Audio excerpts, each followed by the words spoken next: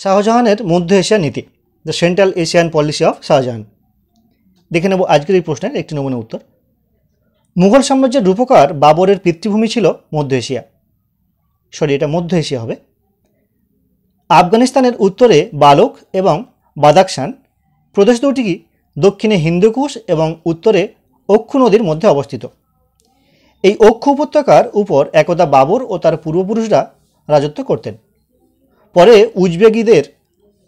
উজবেগ এরা একটা উপজাতি, এদের আক্রমণে বাবর এই অঞ্চল থেকে বিতাড়িত হন এবং ভারতের সাম্রাজ্য প্রতিষ্ঠা করেন।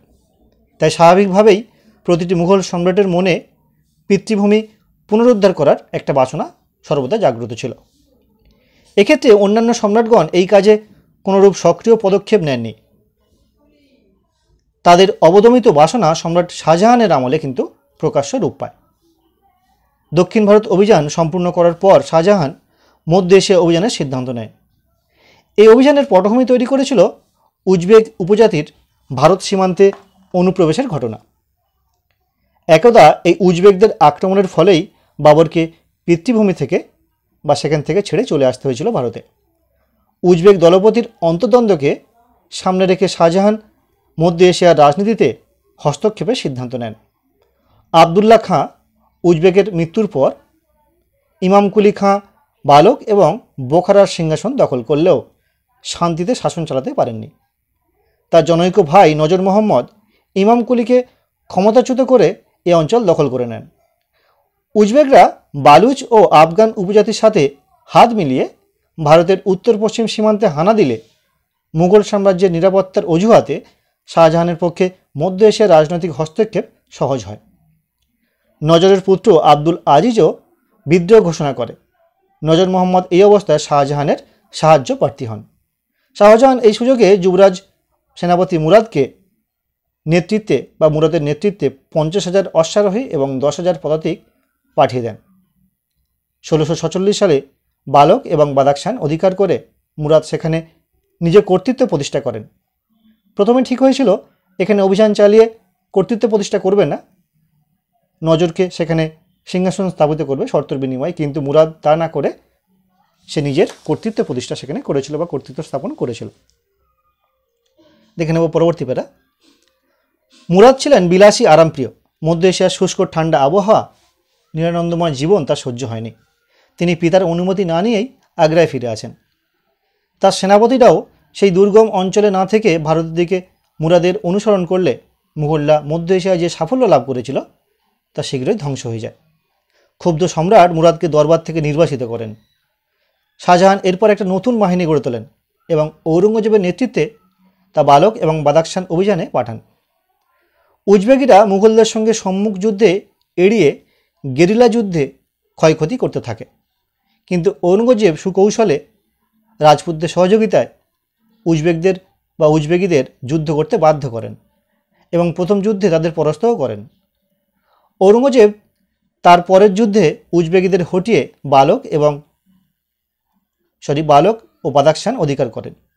রাজপুত মধু সিং হাড়াকে বালকের শাসনকর্তা বা বালকে নিয়োগ করেন। ঔরঙ্গজেব এরপর বাদাখশানের আকচার দিকে এগোন, কিন্তু এক বিরাট উজবেগী সেনা বোখরায় তাকে ঘিরে ফেলেন। কিন্তু মুঘল বাহিনী বোখরার যুদ্ধে তাদের হটিয়ে দেয়। আর এগিয়ে যাওয়া নিরাপদ না দেখে ঔরঙ্গজেব বালকে ফিরে আসেন। মধ্য এশিয়ার কষ্টকর আবহাওয়া মুঘল সেনারা আর থাকতে রাজি না হওয়ায় ঔরঙ্গজেব বালক থেকে চলে আসার সিদ্ধান্ত নেন।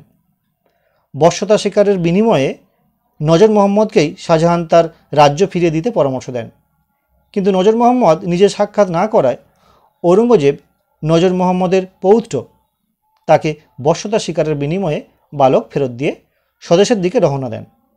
পথে হাজারা উপজাতির আক্রমণে মুঘল বাহিনীর বহু ক্ষয়ক্ষতি হয়। হাজারা উপজাতিকে বাধাদানের জন্যে রাজপুত বাহিনীকে পিছনে রেখে ঔরঙ্গজেব কাবুলে চলে আসেন। রাজপুত সেনারা সেখানে খাদ্যের অভাব, শত্রুর আক্রমণ এবং শীতে প্রায় ধ্বংসপ্রাপ্ত হয়ে যায়। শেষ পর্যন্ত সামান্য কয়েকজন লোক প্রাণ নিয়ে ফিরে আসে। মুঘল শক্তির ক্ষমতা দখলের ঘটনা উজবেগদের জাতীয়তা বোধে জাগ্রত করে। ফলে উজবেগ দলপতিরা নিজেদের বিরোধ ভুলে মুঘলদের বিরুদ্ধে সংঘবদ্ধ হয় এই সংকটময় মুহূর্তে মধ্য এশিয়া দখল করার স্বপ্নে বিভোর শাহজাহান নির্দিষ্ট সিদ্ধান্ত নিতে ব্যর্থ হন। ফলে উজবেক দলপতিরা পারস্যের সাথে কূটনৈতিক সম্পর্ক গড়ে তোলেন। এই জটিল পরিস্থিতিতে ঔরঙ্গজেব জাতীয়তাবাদে উদ্বুদ্ধ উজবেকদের আক্রমণ প্রতিহত করতে ব্যর্থ হন। মূলত শাহজাহানের মধ্য এশিয়া নীতি ছিল ভ্রান্তি ও হঠকারিতার অন্যতম নিদর্শন। ডক্টর ঈশ্বরী প্রসাদের মতে শাহজাহান নিছক আবেগতাড়িত হয়ে অন্ধ সাম্রাজ্যবাদী লালসা চরিতার্থ করার উদ্দেশ্যে মধ্য এশিয়া অভিযানে নেমেছিলেন। এর পিছনে রাজনৈতিক বা ভৌগোলিক যুক্তির কোনো অস্তিত্বই ছিল না। তিনি ভুলে গিয়েছিলেন হিন্দুকুশ অতিক্রম করে মধ্য এশিয়ার মরু অঞ্চলে দিল্লি কেন্দ্রিক মুঘল বাহিনীর সফল অভিযানের পরিচালনা করা সম্ভব নয়। এই অভিযানে মুঘলদের ক্ষয়ক্ষতি হয়েছিল প্রায় 4 কোটি টাকা, নিহত হয়েছিল 500-এর অধিক সৈন্য, কিন্তু লাভের ঘর ছিল শূন্য।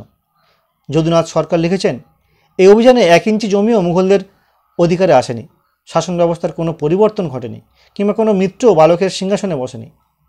ডক্টর সরকার মনে করেন বালক বা বাদাকশান এই সামরিক অভিযানে সফল হলেও রাজনৈতিক বা আর্থিকভাবে তা মুঘলদের কাজে লাগতো না, কারণ ভারত ও মধ্য এশিয়ার এই দূরবর্তী ও বিস্তীর্ণ অঞ্চল থেকে কেন্দ্র থেকে নিয়ন্ত্রণ করা সম্ভব হতো না।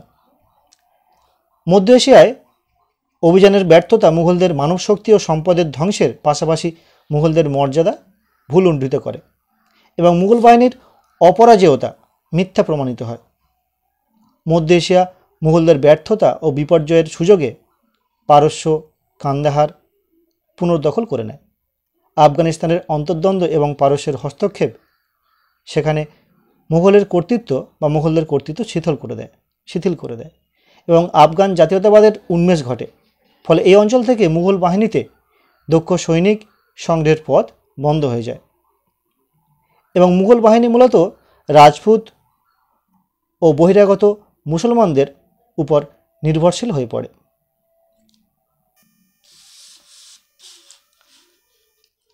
মুঘল অর্থনীতির উপরেও মধ্য এশিয়ার ব্যর্থ অভিযানের বিরূপ প্রভাব লক্ষণীয়। মধ্য এশিয়ায় অনুৎপাদক খাতে বিপুল অর্থ ব্যয় হওয়ার ফলে মুঘল রাজকোষের উপর যে চাপ পড়ে তা পূরণের জন্য নানা খাতে করভার বা শুল্ক বৃদ্ধির প্রয়োজন হয়, যার পরিণামে সাধারণ মানুষ ও বণিকদের মধ্যে ক্ষোভ ও অসন্তোষ সৃষ্টি করে। সব মিলিয়ে শাহজাহানের মধ্য এশিয়ার নীতি ছিল হঠকারিতা ও আবেগপ্রবণতার অন্যতম দৃষ্টান্ত। আব্দুল হামিদ লাহোরী লিখেছেন, শাসন ক্ষমতা লাভের সূচনা থেকেই সম্রাটের হৃদয়ে বালক ও বাদাকশান দখলের ইচ্ছা স্থান নিয়েছিল। ঠিক এর বিপরীতে যদুনাথ সরকার বলছেন, দরবারের স্তাবকদের কথায় সম্রাট রাজনৈতিক বিজ্ঞতা ভুলে এই অপরিণামদর্শী অভিযানের গহ্বরে ঝাঁপিয়ে পড়েন, যা সম্রাটের চরম ক্ষতি ডেকে আনে। তো এই ছিল আজকের ভিডিওর বিষয়বস্তু। তো আজকের ভিডিওটি কেমন লাগলো অবশ্যই কমেন্ট করে জানিও, পারলে প্লিজ একটি লাইক করো এবং বন্ধুদের সঙ্গে অবশ্যই শেয়ার করো।